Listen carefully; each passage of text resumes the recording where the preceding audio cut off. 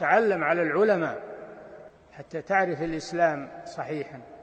إن الحمد لله نحمده ونستعينه ونستغفره ونعوذ بالله من شرور أنفسنا ومن سيئات أعمالنا من يهده الله فلا مضل له ومن يضلل فلا هادي له وأشهد أن لا إله إلا الله وحده لا شريك له وأشهد أن محمدا عبده ورسوله صلى الله عليه وعلى آله وأصحابه وسلم تسليما كثيرا أما بعد gjithë lavdia I takon vetëm Allahut.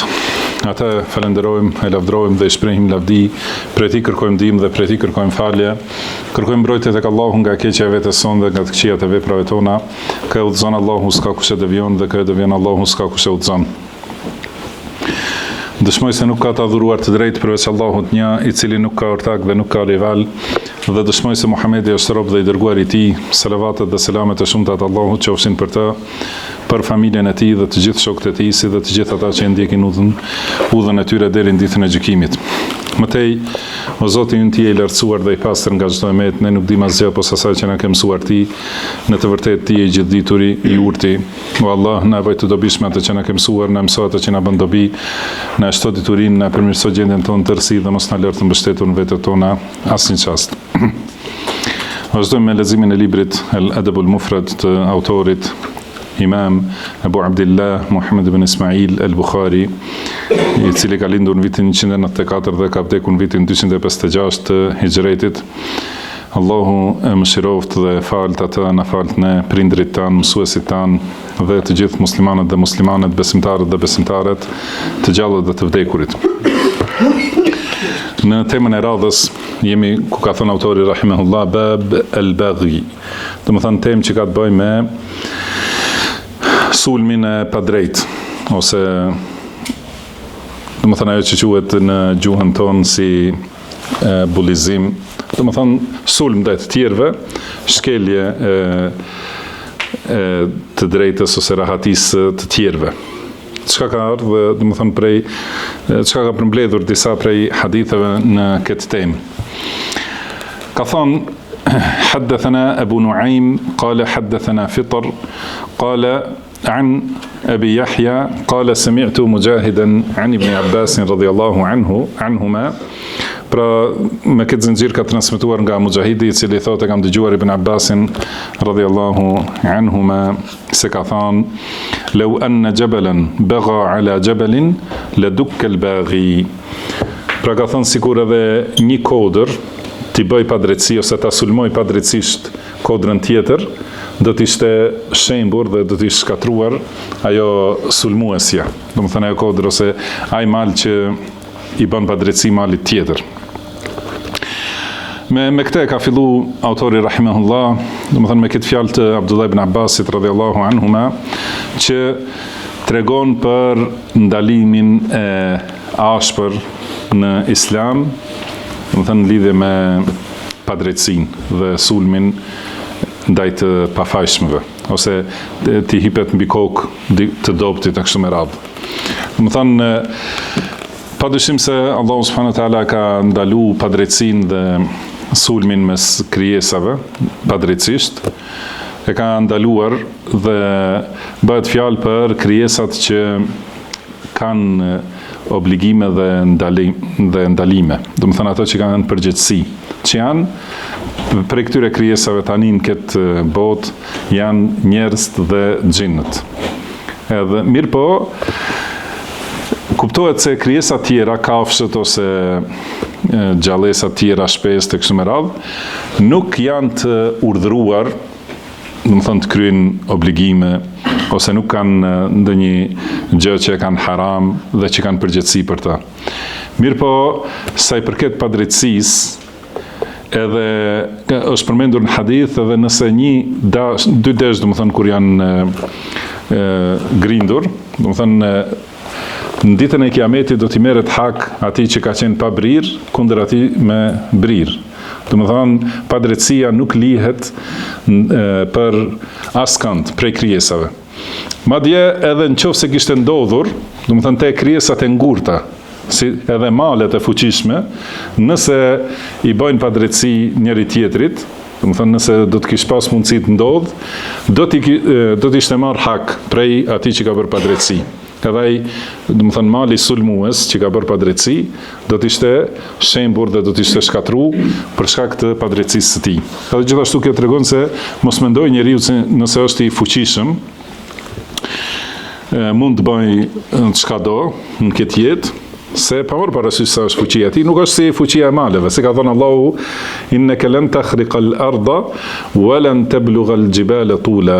Domethënë ti nuk mund ta çash tokën, as nuk mund ta arrish lartësinë e maleve. Nuk mund bëhet njeriu i fortë dhe i lartë sa malet.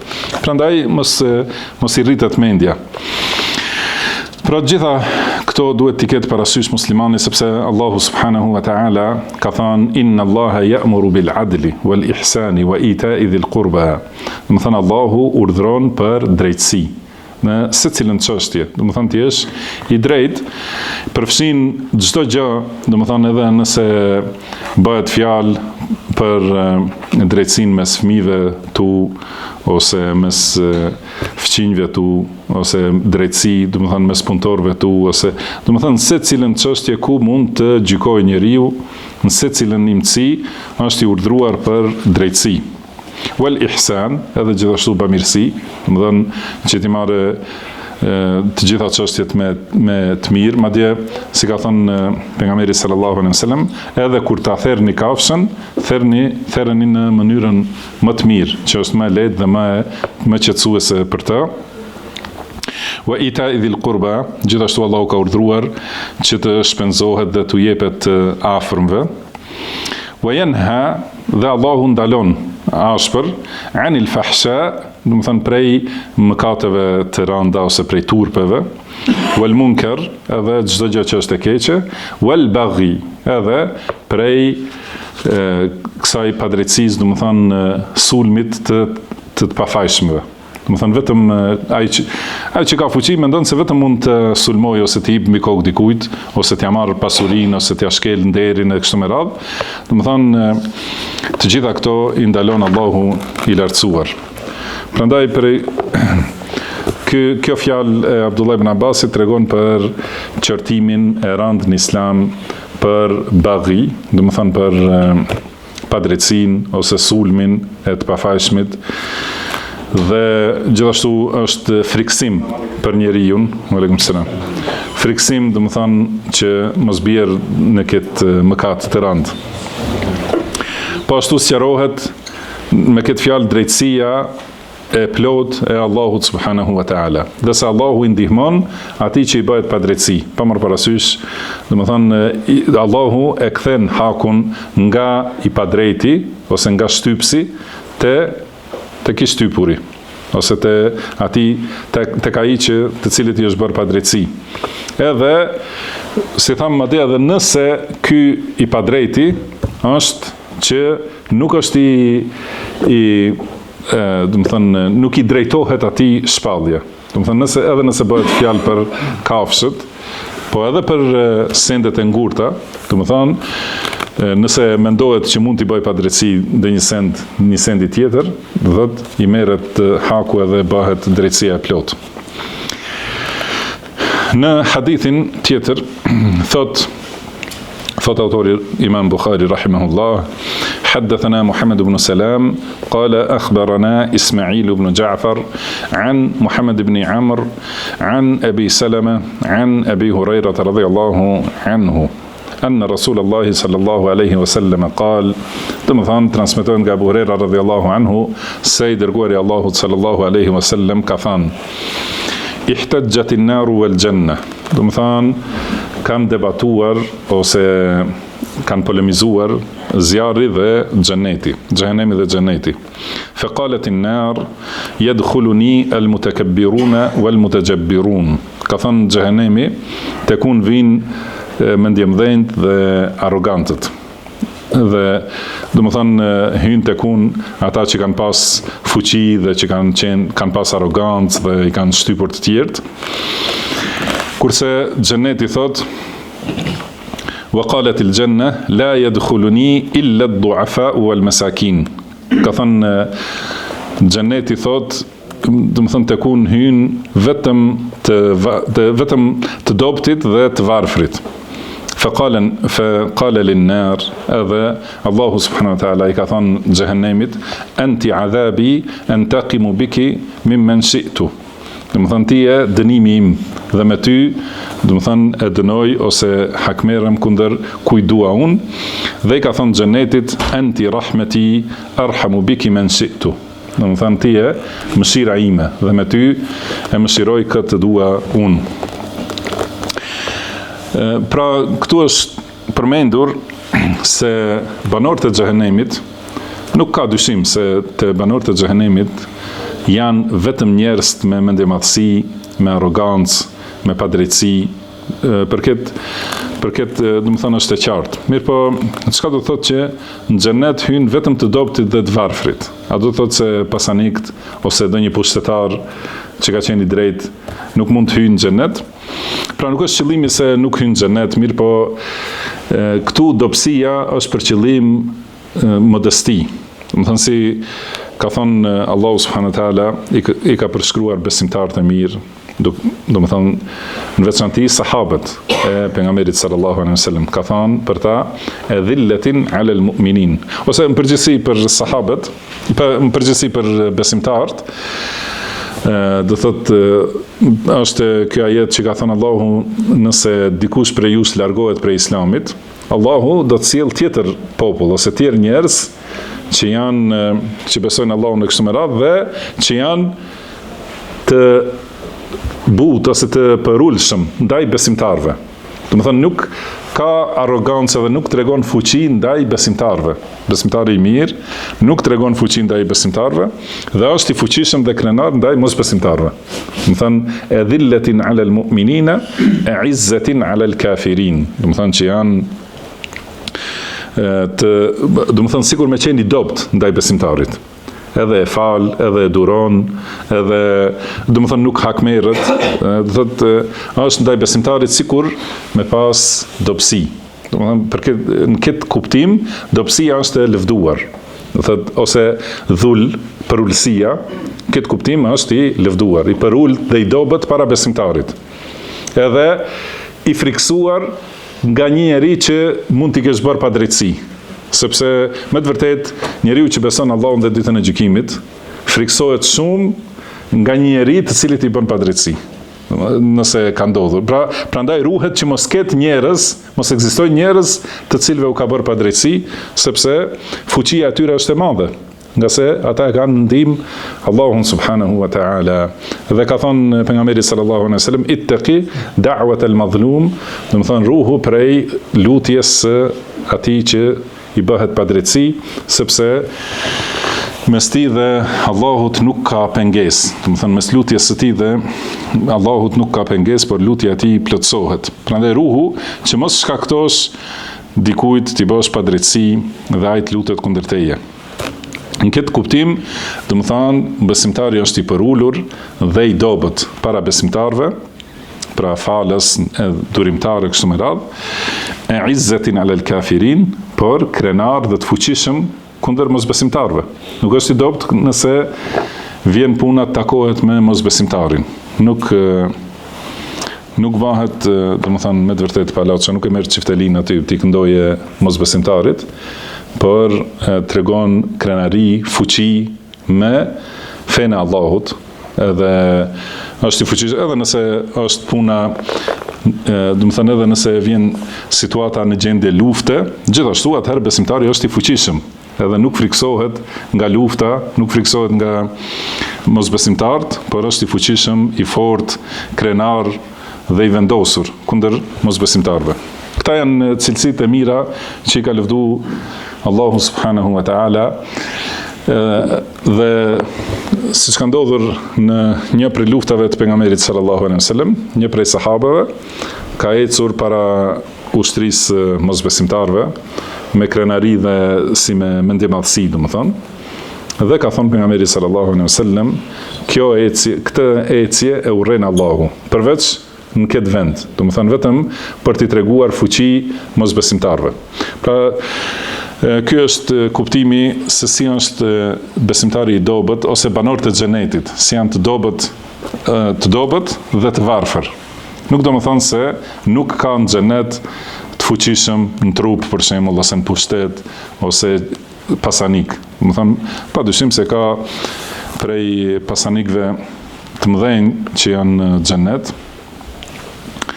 Edhe prej tyre janë sahabët e pejgamberit sallallahu alaihi wasallam, pasi 10 prej të përgëzuarve me xhenet kanë qenë prej pasanikëve më të mëdhenj. Domethënë, mirë po pasuria atyre nuk I ka sjell mendjemadhësi dhe arrogancë, përkundrazi më shumë ja ka shtu dobësinë para besimtarëve, edhe shpenzimin për besimtarët dhe kështu me radhë. Domethënë, gjithashtu në këtë hadith edhe kemi përmendur këtë hadith edhe më herët, besoj. Po në hadithin e radhës thot Imam Bukhari rahimahullah, حدثنا عثمان بن صالح قال أخبرنا عبد الله بن وهب قال حدثنا أبو هاني الخولاني عن أبي علي الجنبي عن فضالة بن عبيد رضي الله عنه عن النبي صلى الله عليه وسلم. Do të thënë nga Fadala ibn Ubaid radhiyallahu anhu transmetohet se pejgamberi sallallahu alaihi wasallam ka thënë thalathatun la yus'alu anhum. Do të thënë për 3 veta nuk pyetet. Ose ka tjetër transmetim ose lexim thalathatun la tas'al anhum. Do të thënë për 3 veta mos pyet. Pra mos pyet se si do të dënohen edhe sa është I rënë dënimi I tyre. Rajulun faraqa al-jama'a wa 'asa imamahu famata 'asiyan. Një njeri që është ndarë prej xhamatit dhe është rebeluar kundër pushtetarit të tij dhe ka vdekur, do të thënë si rebeluar I pabindur ndaj pushtetarit. Fala tas'al anhu. Do të thënë mos pyet për ta.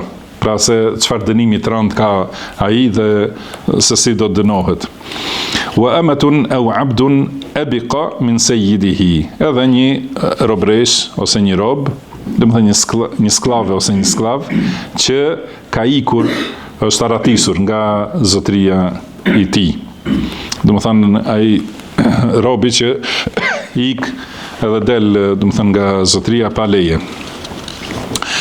وامرأة غاب زوجها وكفاها مؤنة الدنيا فتبرجت وتمرجت بعده. Edhe një grua që ka mungu burri I saj, do të thënë nuk është aty afër saj. Pra gruaja që burri I saj është larg, do të thënë ka udhëtu dhe është kujdesur për çështjet e dunjas për të. Do të thënë për ushqimin, veshmbathjen, banimin, mirë po është larg në udhtim, do të thënë është në luftë në rrugën e Allahut, ose ka shku për të kërkuar dituri, ose për të thirrë në fenë e Allahut, ose e ka detyruar, do të thënë një çështje e dunjas që të udhtojë. Dhe atëherë ajo zbulohet, do të thënë nuk e mban mbulesën dhe paraqitet para të tjerëve, do të thënë I tregon stolit dhe bukurit para të tjerëve, pra mos pyet për dënimin e saj. Wa thalathatun la yus'alu anhum. Edhe 3 të tjerë gjithashtu nuk pyetet për ta. Rajulun naza'a Allaha rida'ahu. Do të thënë një njeri që mundohet ta marrë ridan, pra pelerinën e Allahut. E kemi përmendur këtë më herët, besoj e dini. Se ka thënë fe inne rida'ahu al-kibriya'u, sepse pelerina e Allahut është madhështia. Do të thënë një njeri që mundohet ta bëj paraqitet si I madh, do të thënë që është mendje madh. Pra kurse kjo cilësi madhështia I takon vetëm Allahut subhanahu wa ta'ala, dhe kush mundohet ta marrë këtë, do të thënë sikur mundohet t'ja marrë pelerinën e Allahut. Fa inna rida'ahu al-kibriya wa izarahu izzuhu. Do të thënë pelerina e Allahut është madhështia dhe izari I Allahut është krenaria ose pushteti. Pra një njeri që tregohet mendje madh, do të thënë mos pyet për dënimin e tij. Wa rajulun shakka fi amri Allah, edhe një njeri që dyshon për urdhrat e Allahut ose për çështjet, për shpalljen e Allahut subhanahu wa taala. Wal qunutu min rahmatillah, edhe gjithashtu humbja e shpresës në mëshirën e Allahut. Më thënë këtu në këtë hadith përmenden 6 lloje të njerëzve ose 6 vepra të cilat kanë dënim të rëndë. Edhe ky përshkrimi me këto fjalë mos pyet për dënimin e tij, do të thonë se është dënim prej dënimeve më të rënda.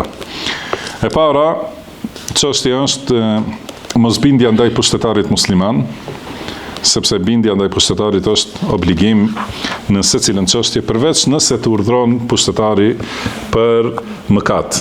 Do të thonë vetëm nëse të vjen ty urdhri për të bërë diçka që e ka ndaluar Allahu subhanahu wa taala, ose të vjen ndalesa që mos e bësh atë që ta ka bërë obligim Allahu, atëherë në atë çështje nuk ka bindje ndaj pushtetarit, edhe pa marrë parasysh se kush është ai. Kurse për çështje tjera që nuk janë mëkat ndaj Allahut, atëherë se muslimani e ka obligim t'i bindet pushtetarit musliman plotësisht në të gjitha çështjet, përveç nëse urdhron për mos bindje ndaj Allahut subhanahu wa taala. Atëherë nuk ka bindje ndaj krijesës për t'i bërë mos bindje ose mëkat krijuesit subhanahu wa taala. Por nëse ai në vetvete pushtetari bën mëkate ose bën me të tjerët, kurse ty nuk të urdhron për mëkat, atëherë vazhdon obligimi për bindje ndaj pushtetarit dhe dalja kundër pushtetarit, dalja prej bindjes ndaj pushtetarit dhe futja e përçarjes në xhamatin e muslimanëve është prej mëkateve më të mëdha që pejgamberi sallallahu alejhi wasallam e ka quajtur kush vdes në këtë gjendje, do të thonë vdekja e tij është si vdekja e xahilietit, si në xahilije. Edhe prandaj ka thonë femate asien. Ky njeri ka vdekur si, do të thonë, i pabindur ndaj pushtetarit ose si mëkatar. Do të thonë vdes si mëkatar. Fala tas'al anhu, do të thonë mos pyet për të. Po ashtu çështja tjetër është robi dhe robresha ose sklavi dhe sklavja, e kanë obligim të rinë gjithashtu të bindur ndaj zotërisë që kanë dhe ikja prej zotërisë duke e fshehur këtë sklavrin, për shembull nga i vendi edhe shkon në vend tjetër edhe bëhet sikur është i lirë, kjo është prej mëkateve më të mëdha. Pra mos pyet për të, për se çfarë dënimi ka. Edhe gruaja që nuk e ka burrin prezent, do të thonë edhe zbukurohet, stoliset, del, ja tregon bukuritë dhe stolitë të tjerëve, është prej mëkatareve më të mëdha. Përgjithësi, thot kuptohet se do të thonë çka do thot realiteti i burrisë. Pra që nëse burri është prezent, nuk është e pritshme që gruaja të stoliset të tregohet para të tjerëve. Do të thonë kur është burri afër. Ajo që është e mundshme të ndodhë është nëse gruaja nuk e ka burrin aty. Do të thonë e ka larg, atëherë mund ta bëj këtë devijim.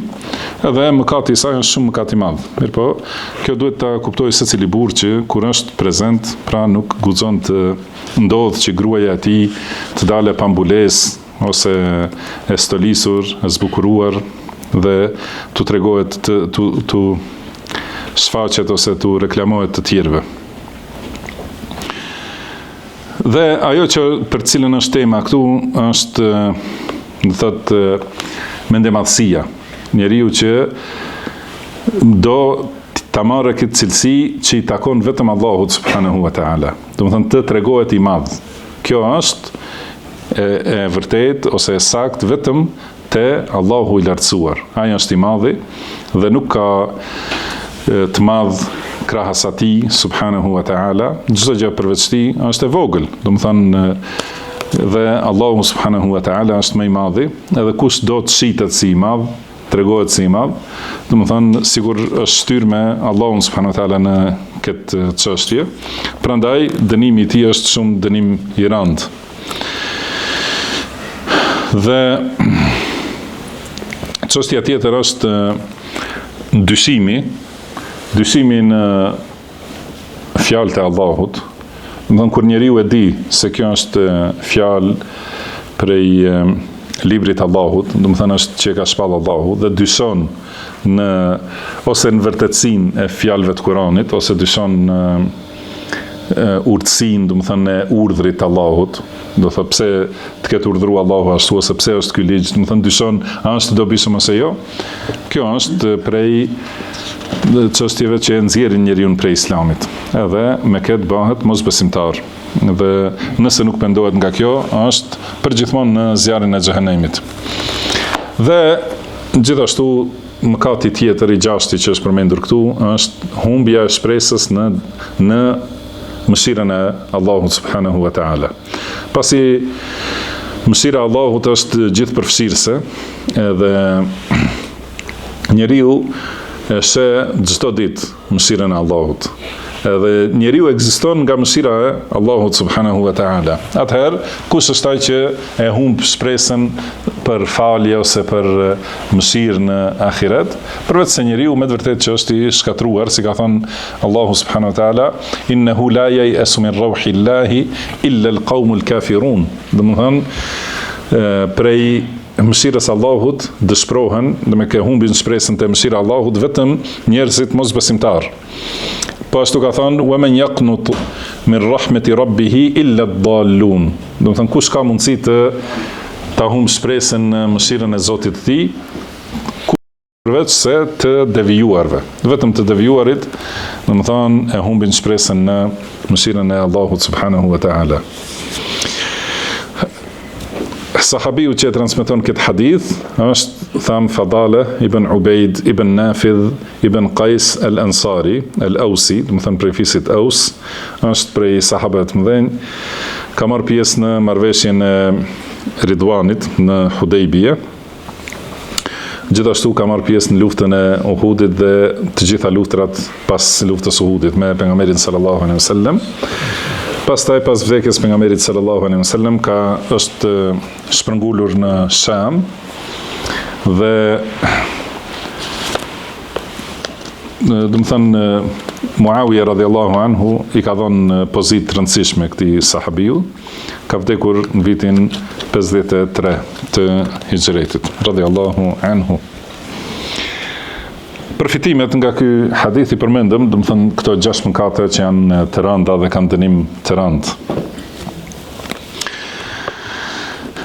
Pastaj në hadithin e radhës thot Imam Bukhari rahimahullah, حدثنا حامد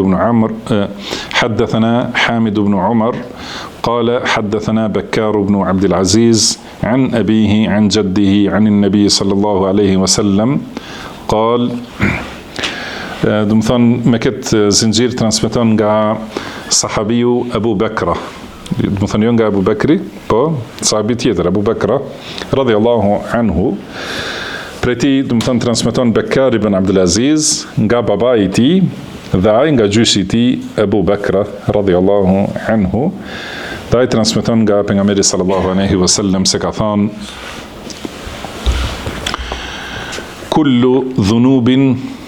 kullu dhunubin yuakhiru Allahu minha ma sha'a ila yawm al-qiyamah.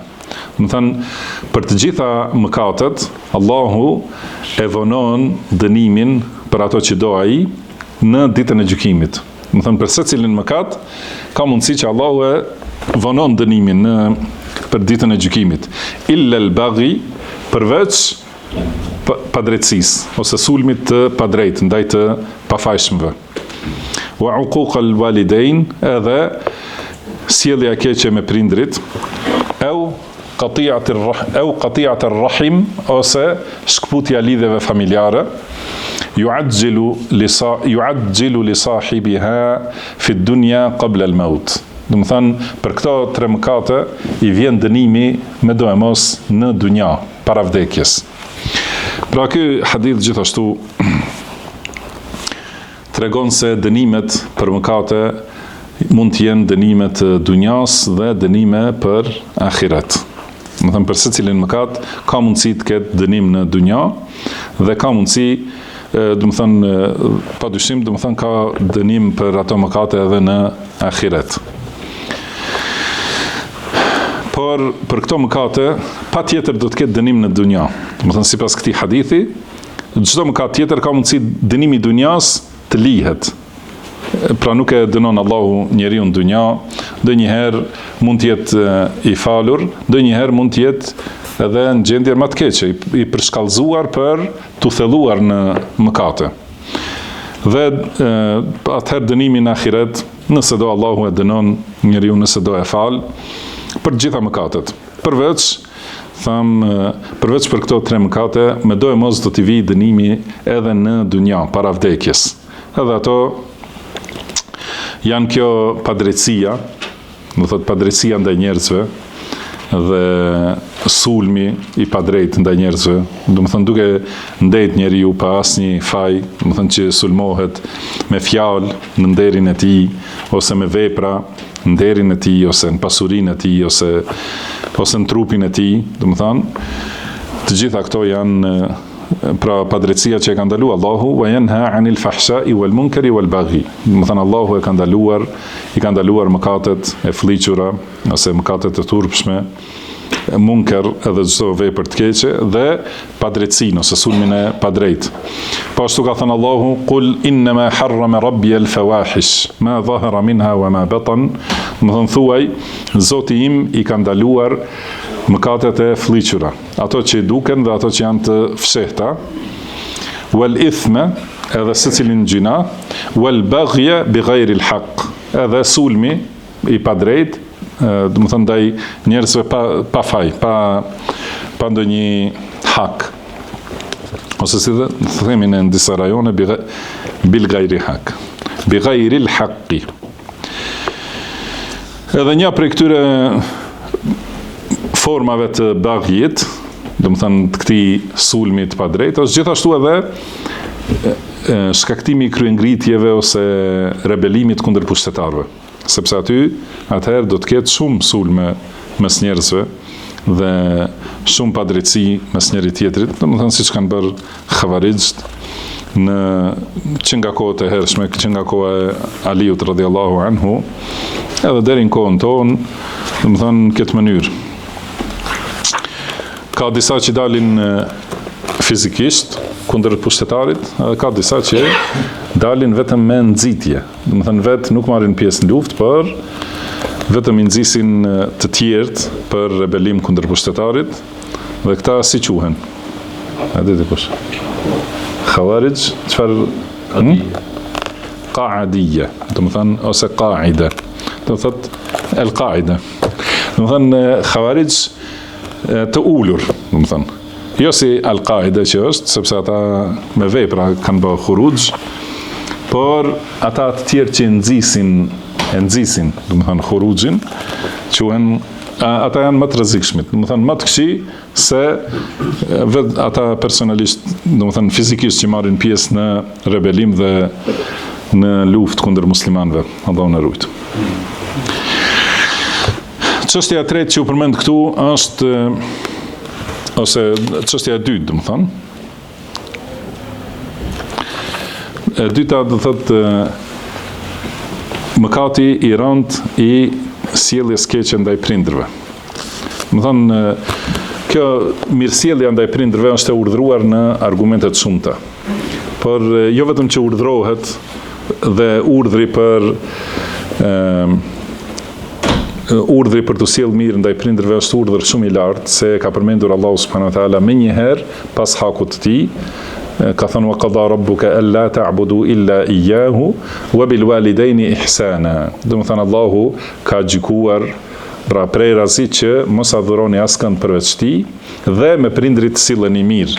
Do të thënë më një herë ka sjell hakun e prindërve pas hakut të Allahut që është tauhidi, adhurimi dhe veçimi i Allahut me adhurim, e ka sjell hakun e prindërve.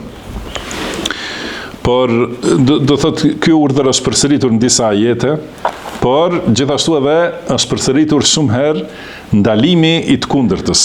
Do të është ndaluar në shumë ajete sjellja e keqe që quhet uquq, do të thonë sjellja e vrazhtë ose refuzimi i atyre që i duan prindrit, nëse nuk janë kundërshtim me fenë e Allahut, do të thonë atëherë kjo është prej mëkateve më të rënda. Pra në disa ajete thot Allahu wa wassayna al-insana biwalidayhi ihsana. Do të thonë e kemi porositur njeriu që të sillet mirë edhe bukur me prindrit e tij. Dhe porosia nga Allahu që të sillesh mirë, do të thonë është ndalim i të kundërtës, ndalimi i sjelljes keqe. Prandaj ka thënë Allahu fala taqul lahumā uffin wala tanharhuma wa qul lahumā qawlan karīmā. Pra mos ju thuaj atyre as uf, do të thonë as fjalën më të lehtë dhe më të shkurt, wala tanharhuma, mos i qorto, mos ju dhe kjo fjalë la tanharhuma në gjuhën arabe përfshin, do të thonë edhe qortimi me grimasat fytyrës. Thotë jo vetëm me fjalë, rëndimi i prindit me fjalë, por edhe rëndimi me mënyrën e paraqitjes së fytyrës. Do të është e ndaluar që të sillesh, do të thonë me grimasat këqija të fytyrës. Gjithmonë duhet të jetë njeriu ndaj prindërve të tij do të thonë me mirësjellje, i nënshtruar dhe bamirës ndaj prindërve. Wa qul lahumā qawlan karīmā, edhe thuaju prindëve fjalë fisnike, do të thonë fjalë të mira që tregojnë respekt, nderim, edhe kur i drejtohet, do të thonë me dua, thot njeriu pra Allahu të mëshiroft, kur i drejtohet babait ose nënës, e kështu me radhë, më thënë se ka thënë Allahu subhanahu wa taala wa qur rabbi irhamhuma kama rabbayani saghira. Thuaj o Zoti im, mëshiroj ata siç janë kujdesur për mua kur isha i vogël. Dhe kjo nuk do të thonë vetëm pas vdekjes tyre.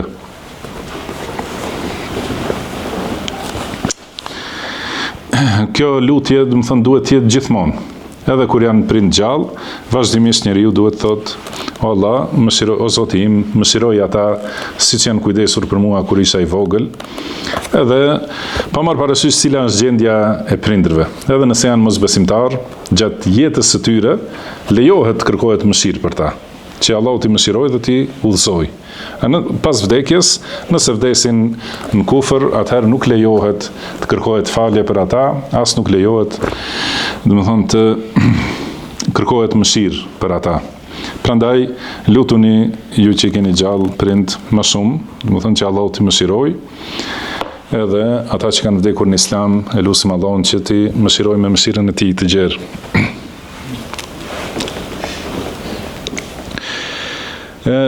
Në hadith tjetër ka thënë pashtu që transmetohet nga Abu Bekra radhiyallahu anhu, thot se ka thënë i dërguari Allahut sallallahu alaihi wasallam ala unabbiukum bi akbaril kaba'ir. Do të thonë, a doni t'ju tregoj për mëkatet më të mëdha, mëkatet më të mëdha që ekzistojnë? Ka thënë 3 herë. Kanë thënë po i dërguari Allahut, na trego. Ka thënë el ishraku billah, do të thonë shirku, pra shoqërimi i dikujt tjetër me Allahun ose barazimi tjetër kujt me Allahun subhanahu wa ta'ala në atë që është haki i Allahut. Dhe i dyti wa uququl walidain, edhe sjellja e keqe ndaj prindërve. Pastaj ka qenë i mbështetur pejgamberi sallallahu alaihi wasallam dhe është ngritur, është drejtuar, ulur, ka thënë ela wa qawlu zur, edhe gjithashtu fjala e rrënjshme, do të thonë gënjeshtra ose dëshmia e rrënjshme ose falsifikimi, do të thonë gjithashtu është prej këtyre mëkateve të mëdha. Dhe thotë fema zale yukarriruha hatta qulna laytahu yaskut. Do të thonë e ka përsëritur shumë këtë fjalë derisa tham sigur të heshte. Ky është hadith muttafaqun alayhi. Pra këtu gjithashtu do thotë që përmendet se mëkati më i madh pas shirkut, përmendet, do të thonë, sjellja e keqe ndaj prindërve, se si tham ka thënë Allahu wa wassayna al-insana biwalidayhi hamalathu ummuhu wahnan ala wahn, pra kemi porositur njeriu për prindët e tij se nëna e tij e ka bartur në vështirësi pas vështirësie, me, do të thonë, me vështirësi dhe me rëndim pas rëndimi.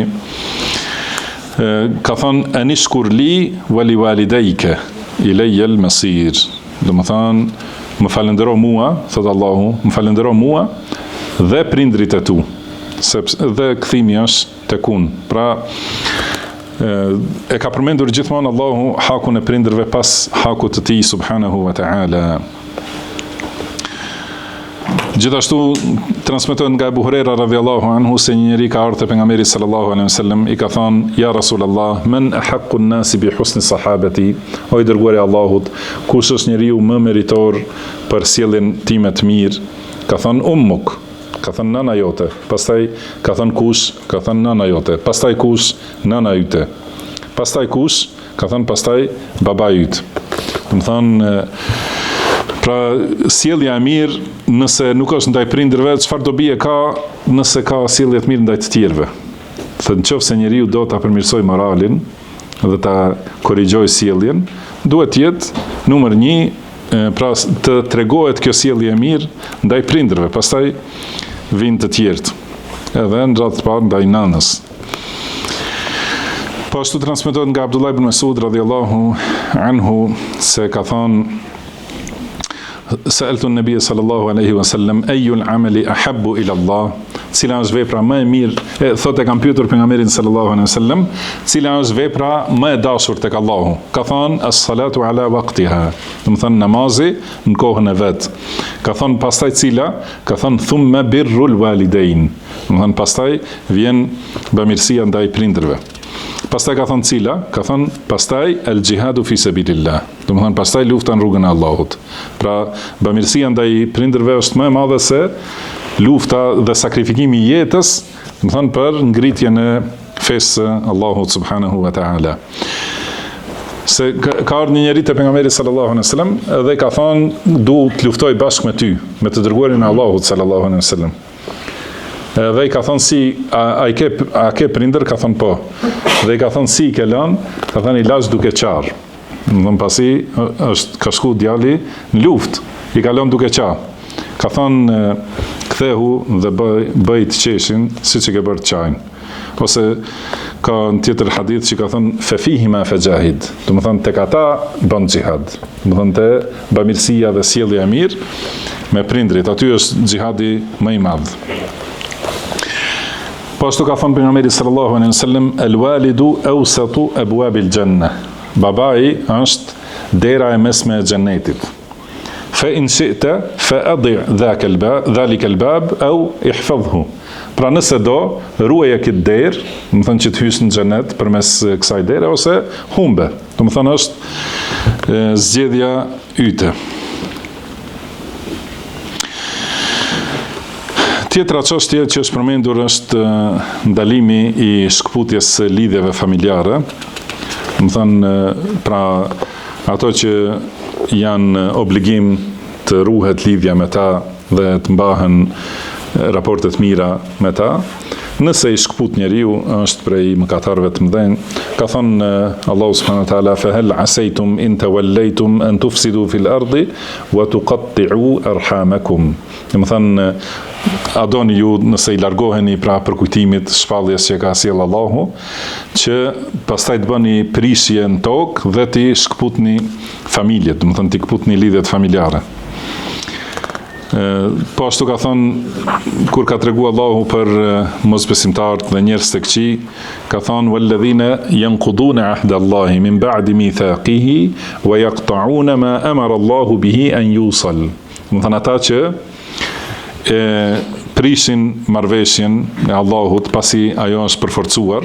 Dhe disa predikatorë kanë thënë se kjo është për qëllim shkelja e marrveshjes së kurorës, pasi kjo është e përforcuar me përforcime të shumta nga Allahu subhanahu wa ta'ala, edhe kur e jep njeriu, burri dhe gruaja, do të thonë fjalën për kurorzim dhe martesë, atëherë, do të thonë kjo është shumë e përforcuar. Wa akhadna minkum mithaqan ghalidha, ka thonë për grad, do të thonë ato kanë marrë për jush marrveshje ose premtim të fuqishëm, do të thonë të fortë.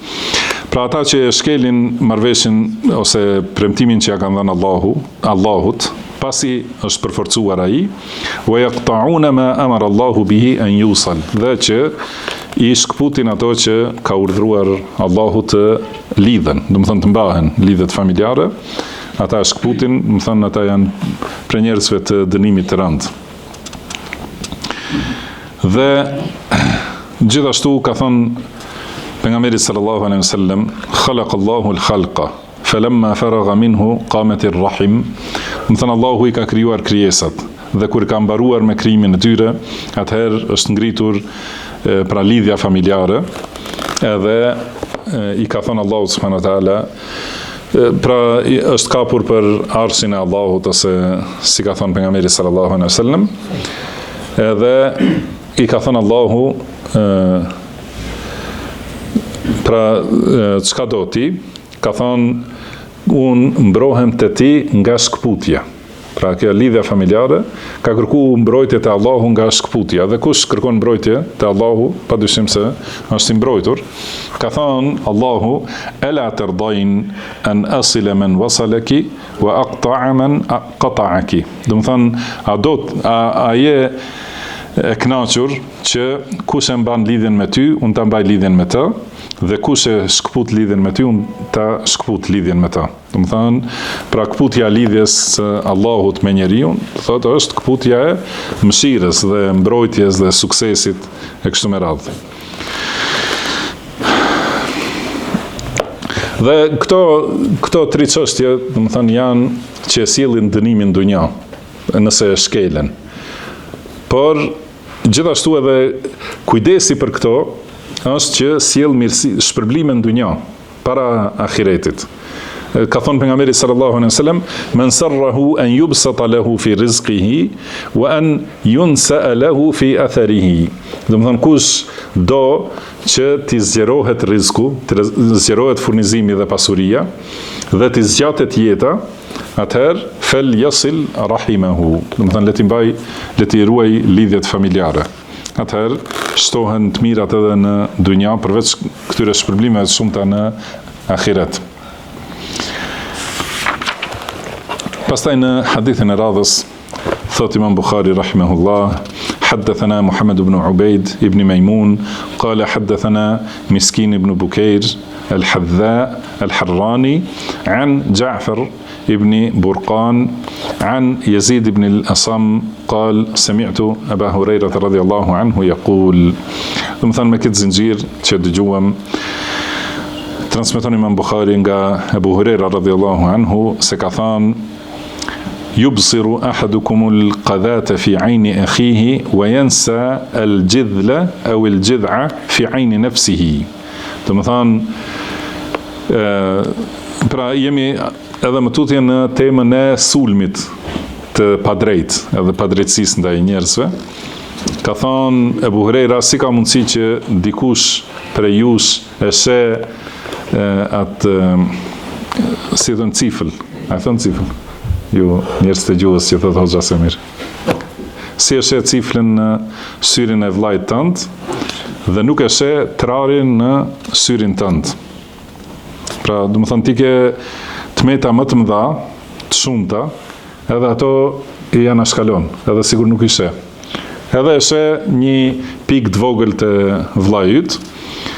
Pra, ky është qërtim, do të thënë, i madh për atë që i sulmon njerëzit, edhe për çështje më të vogla. Do të thënë, gjitha këto kanë të bëjnë me raportet mes njerëzve, për çështje të jetesës mes njerëzve. Nuk flasim, njerëz të bidatit i përdorin këto argumente për t'i justifikuar bidatet e tyre. Më thënë, mbrojtja e fesë Allahut është obligim, dhe është prej luftës në rrugën e Allahut. Edhe kush sjell devijim në fenë e Allahut, patjetër duhet të refuzohet, edhe të mbrohet feja, mbrohet nga shtrembrimi, edhe kështu mbrohen musliman nga dëmtimi dhe devijimi. Mirë po, bëhet fjalë për këto mangësi që njerëzit i kanë, edhe ka njerëz që janë shumë preciz në mangësitë të tjerëve, kurse për vete lënë mangësitë shumëta.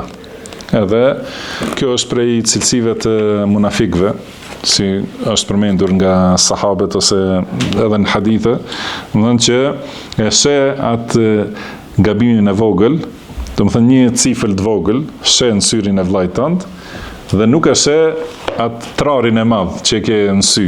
Do të thonë, kjo është nuk është prej cilësive të njerëzve të sinqertë. Pastaj thot Imam Bukhari rahimahullah, haddathana Abdullah ibn Muhammad qala haddathana al-Khalil ibn Ahmad qala haddathana al-Mustanir ibn Akhdar قال حدثني معاوية ابن قرة قال كنت مع معقل المزني. Do të thonë, me këtë zinxhir, pra që thot nga Muawiya ibn Qurra, thot se ishim me Maqil al-Muzani radhiyallahu anhu. Gjithashtu Maqil ibn Yasar al-Muzani al-Basri është prej sahabëve të mëdhenj që ka marrë pjesë në marrëveshjen Ridwan në Hudejbia dhe ka vdekur në fund të khalifatit Muawiyes radhiyallahu anhu në Basra. Pra thot ishim me Maqil ibn Yasar al-Muzani radhiyallahu anhu, fa amata adhan an at-tariq. Edhe ai largoi një pengesë, një pengesë që ishte në rrugë, një gjë që nuk duhet të jetë në rrugë, e largoi nga rruga. Thot faraitu shay'an fabadartu. Pastaj un pas diçka tjetër dhe nxitova para tij që ta heqat. Edhe thot ai më tha ma hamalaka ala ma sana'ta ibn akhi. Më than ç'të shtyu ta bësh këtë o biri vllajt tim. Ka thonë ra'aytuka tasna'u shay'an fa sana'tuhu. Do të thonë të pas se bëre ti diçka dhe unë e bëra. Do thot pra mësuesi i mirë që ka qenë sahabi i pejgamberit sallallahu alaihi wasallam, më thënë edhe ky tabi ka përfitu prej mësuesit, e ka pa që ka bërë një vepër edhe më njëherë ka nxitu ta bëj sepse e ka ditur se ato që i bën ai janë me vend. I ka thënë pra pas ty që bëre diçka dhe e bëra edhe unë. Atëra i ka thënë ahsanta ibn akhi, do të thonë ke bërë mirë o biri vllajt tim. Sami'tu an-nabiy sallallahu alaihi wasallam yaqul, e kam dëgjuar të dërguarin e Allahut sallallahu alaihi wasallam duke thënë men amata adhan an tariq al-muslimin kutiba lahu hasana. Edhe thot kush heq një pengesë, ka thënë pejgamberi sallallahu alaihi wasallam, kush heq një pengesë nga rruga e muslimanëve, atij shkruhet një e mirë, një vepër e mirë. Waman tuqubbilat lahu hasanatun dakhala al-janna.